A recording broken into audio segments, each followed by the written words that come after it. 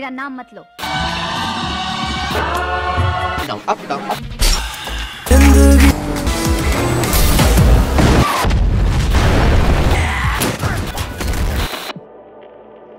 You know, in 2008, when the world was going through the biggest financial crisis since the Great Depression, surprisingly, movie theaters were still packed and lipstick sales were still going up. Now, what's the correlation between all of these? A rather important one. It's something called the lipstick effect, which is basically a retail and economic theory which states that when an economy is going through a recession and consumers don't have enough cash to make any large purchases, they still end up spending on smaller items which give them that dopamine hit. For example, going out for a movie or buying a lipstick. It's basically to give people a semblance of normalcy during hard times. So if you think about it, the entertainment industry or Bollywood is actually recession proof. In fact, this made me realize something a little more profound. So a few years ago, I had visited Greece and got to see the Theatre of Dionysus, which is basically a 2,600 years old Greek theatre in Athens. It's supposed to be the first theatre ever constructed, built in 6th century BC. It was an absolute spectacle. Now, I remember standing there and thinking that this human quest for entertainment, for stories, for escape, it's not just old, it's literally ancient. It's fundamental to who we are as a species.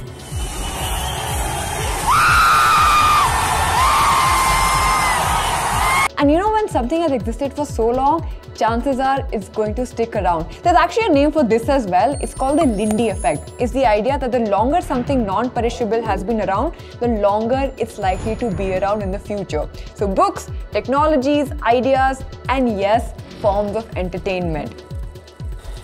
Now this led me to my second thesis around Bollywood, that an industry which solves such an innate human desire, I don't think it's going to perish anytime soon. But then what is all this speculation about it losing relevance? Because we all have to agree that there has definitely been a massive shift in the industry post-pandemic. So as always, I decided to dig deep to really understand what's going on here. More than the rise of South Indian cinema, OTT, democratization of content, that is, anyone and everybody can become a content creator now and entertain you, I feel like there's a fundamental problem with Bollywood unit economics which isn't making sense anymore. The value chain of the business is broken. So I looked at all the financials of the recent movies and I was like, we need to show you guys this. So here I am. Okay, here's a little experiment.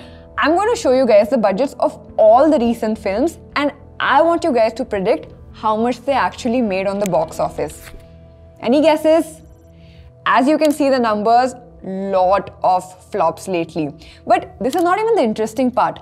What actually caught my attention was these massive budgets.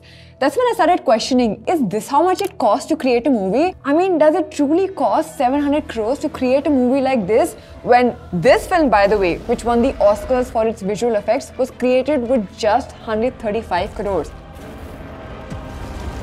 See, at some point, even at EOS, we would like to create films for you guys, which we can actually put out on YouTube. So I wanted to understand the whole business model further, so I dug deeper to learn about how movies are funded, how they make revenue, and how it's actually evolved through the years. So you see, most people think that a producer invests his money in films, but unless it's a big production company like Dharma or Yash Raj, most producers get money for their films from banks, financial institutions, or corporate entities. But I also found out something very intriguing here. You know, the biggest source of funding for Bollywood films before the 2000s was actually the underworld.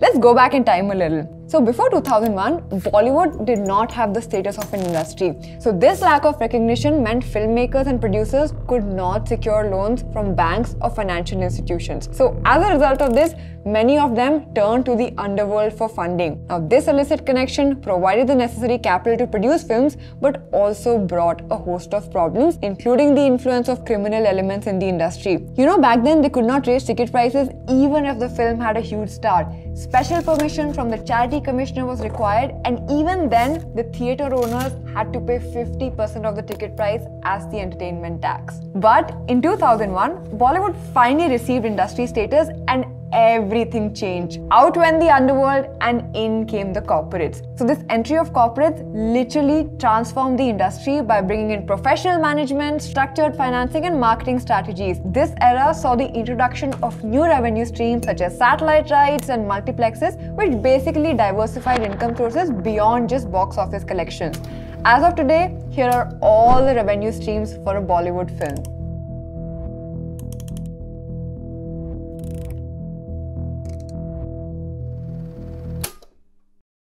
Now this was all great, but this is also where the problem starts. Now these corporates also brought one more thing with them, that was fat paychecks for actors. According to producer Ratan Jain, it was after the introduction of the corporates that stars like Shah Rukh Khan, Salman Khan and Akshay Kumar started charging high fees for their films. See, at least back then, while corporates hiked their fees, actors still had to prove their worth at the box office. But if you look at the correlation between box office performance and actor fees today, the numbers are absolutely bonkers and it just doesn't make sense anymore. Let me give you some examples. Let's look at Akshay Kumar and Tiger Shroff's Bade Miyan Chote Miyan, a movie that was so bad that it not only got thrashed by the audience and the critics, but was also a big financial disaster. And while the producer lost most of the money, the film's leading stars took home a combined of 140 crores as fees. This is literally 40% of the film's budget. Even the leading actors of Fighter, the second highest grossing Bollywood film this year, got a combined of 120 crores, which is again about 48% of the film's budget. Honestly, the examples are endless. Even a small film like Merry Christmas had the bulk of its budget going to actors as fees. The film itself did not even manage to recover the actors' fees, but this trend has become so big in Bollywood that producers are literally not able to make films now. And this is what I meant when I said that the unit economics of Bollywood just don't make sense anymore. Karan Johar even went so far as to say this in an interview. Those movie stars that are asking for 35 crores are opening to 3.5 crores. How is that math working? I guess when and if we actually end up making a film, you guys will end up seeing our faces only, because these actor fees is not making any sense to me. I entered up this segment to share some news with all of you. So around 1.5 years ago, we started a video editing cohort because we had this thesis that we're moving towards a world where it's becoming easier and easier to build products, but harder to get users. So distribution is going to become the mode. And you know, somewhere our thesis was right, because if you look at companies, founders, everybody is creating content right now. And honestly, making compelling videos, understanding the algorithm is now a legitimate long-term career. We at AV also are now in the middle of our 7th cohort, and we have trained over 1,800 plus video editors who are now working with companies like Blinkit, Zerodha, Zoho, and folks like Ali Abdal, Nikhil Kamath, Tanmay Bhatt. You know, 80% of students who applied for placements have got jobs with average salaries of 4.5 lakh per annum. And I don't know if I can legally say this, okay? But honestly, anybody and everybody who joins the cohort is willing to finish the cohort, get their portfolios ready, we have a job for you. And we have worked very, very hard to create this recruiter network of 500 companies who are all hiring multiple video editors from us, by the way. So, you know, while we have so many people complaining about not getting jobs on the internet, I keep telling them, come to our cohorts, we can help. But then they say, oh, it's video editing. But honestly, that's where the demand is right now. And you need to be okay with a job that's not software engineering. And I'm not exaggerating, we have more recruiters than students sitting for placements as of now, and getting packages higher than engineering colleges. You know what? Don't take my word for it. Come experience it firsthand. We're doing a free masterclass where you can learn how to edit videos like AVTV, understand content better, get to know our instructors, know what our community is like, and see some of the work that our cohort students have done before. And more than anything, knowing content, knowing editing will help all of you build leverage for yourself. So come watch it even if you don't want to join the cohort, because you might just end up learning something new. I'm putting the masterclass link in description. See you there. Now I also wanted to understand this further, that what is actually causing this? Do these actors just quote these random numbers and the producers have no choice but to pay? Because this is literally putting a whole industry in jeopardy.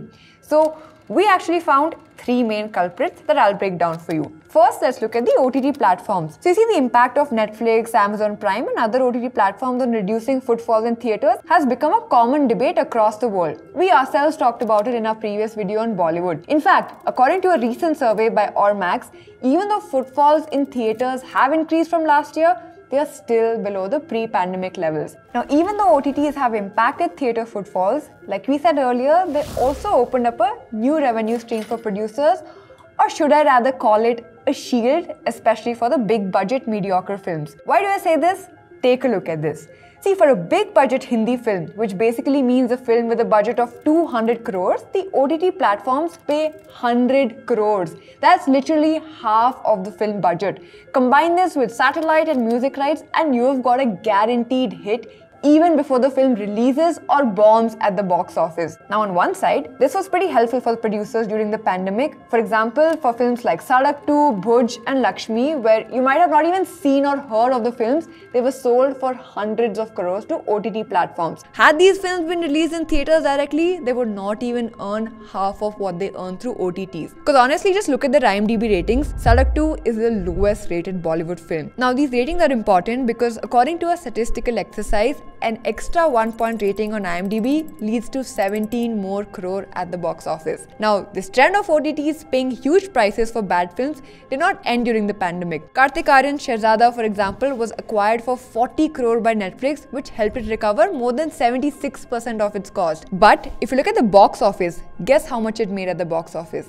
Just 32 crores. If you compare this to the original movie, which it was a remake of, had earned 280 crores. Now you see, because OTTs kept paying big amounts even for bad films, the producers kept giving in to actors' demands for higher pay. I was reading a book, Bollywood Box Office and Beyond, The Evolving Business of Indian Cinema, by this author and film journalist called Lata Jha, where she mentioned that if the Bollywood business really wants to create value addition for everybody, the demand and supply side needs to be fenced off from each other. Basically, financial dealings of producers needs to be separated from the demand for high-cost stars. We really need more good talent in Bollywood instead of depending on the same A-listers who charge these exorbitant amounts again and again, and more investment needs to go into production quality, things that actually improve the quality of films if we want any value addition. But I feel like the pressure on these production houses and studios to provide a hit is so much that they're also trapped. And as we read more into it, we realized that they themselves are making the problems worse through all sorts of shady practices. One which we found was corporate bookings. Now you must be like, what does corporate bookings have to do with this? Hear me out. So corporate bookings are basically companies buying more movie tickets for their employees. Now this was a normal thing for a long time, but according to trade analysts, in the last few years, corporate bookings have actually become a tool not for entertaining employees but for manipulating box office numbers. In fact, last year, Karan Johar and producers of Prabhas's Salar were accused of making corporate bookings to boost their film's box office performance. A trade analyst even declared that Animal was the only film in 2023 which did not do any corporate bookings to boost its box office revenue. And you know what? This is not a hidden practice anymore. Even the audience now knows when a film has engaged in corporate booking. Just take a look at these tweets. Countless people have shared photos and videos of empty shows of films that were sold out on Big My Show. Why are film producers resorting to this?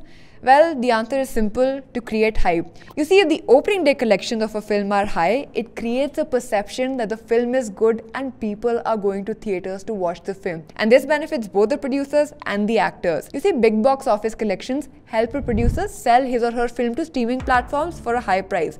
The actor, on the other hand, can show that he or she is a bankable star and can continue to demand that high fees for their next film, saying, see, I sold out seats, hence pay me XYZ amount. Now, it doesn't end here. There's one more final culprit behind actors inflating their prices, that's paid reviews and social media influencers.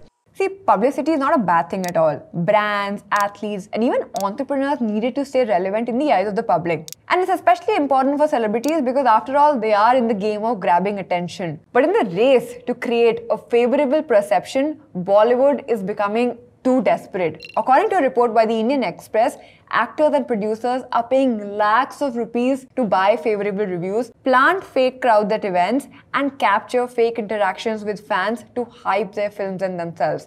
And this is not something new. 2 years ago, in an interview with film critic Anupama Chopra, Karan Johar said that the actors were using fake PR-generated hype to increase their fees as well. In fact, in an article this year, Anupama Chopra also addressed this problem further. She mentioned that by resorting to such practices, Bollywood is literally pushing itself into a credibility crisis which will impact its storytelling and creativity in the long run. Which is apparent now because instead of creating better movies, Bollywood is literally spending on everything else. See, if you think about it, at the root of it all, good movies essentially stem from good stories, good script. So if there was some substantial investment going there, we might actually have been able to see good box office hits. But you know what I found? That leave investment, most of the writers who are supposed to be writing these scripts are not even getting paid or not even getting any credit for the work that they do in films. The screenwriter who spoke to Indian Express said that she was not given her full salary for a film she wrote, while the costume designer got paid 16 lakhs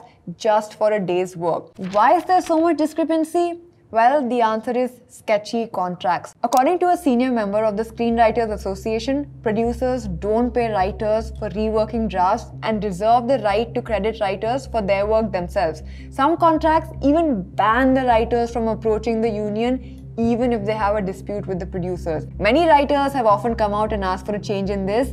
Last year, the Screenwriters Association said that they are working on a proposal to get writers a minimum of 12 lakh, but so far, no change has taken place. Now, if you think about it, the writers who are actually the creators of the film are not getting any fair incentives. How will they tell fresh and better stories? There's literally no creativity in Bollywood anymore. If something works, it's repeated again and again and again. Karan Johar and Nawazuddin Siddiqui very rightly said this in an interview as well. जैसे बड़ी film hit हो जाती है बहुत बड़ी, तो कम से कम 5 साल तक बड़ी फिल्में बनाएंगे लोग, वो सारी फ्लॉप होती हैं. See, as we can see, there are a lot of issues, lot of things that need to be solved, but I don't think this means that Bollywood will die. What it does mean though is that Bollywood as an industry needs to adapt, and the answer lies here itself, not in the West, not in Hollywood. You know, this year when a lot of big budgeted movie fails, small movies which no one expected to do well turned out to be surprise hits. A common pattern among all these films was that neither were they remakes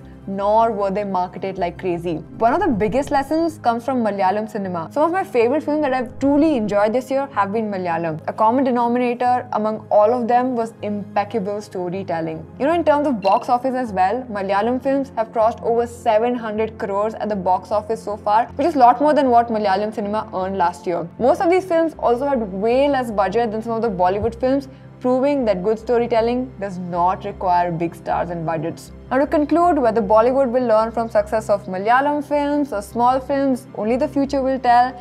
But filmmaking, all in all, is a tricky process, and with the audience being so heterogeneous in India, it's going to be a tough problem to crack. Not impossible though. I think everybody has to play a part, from producers, the pricey actors, and even us as an audience. And that is all for today's video. My name is Achina Maya. Please don't forget to hit the subscribe button. See you in the next video.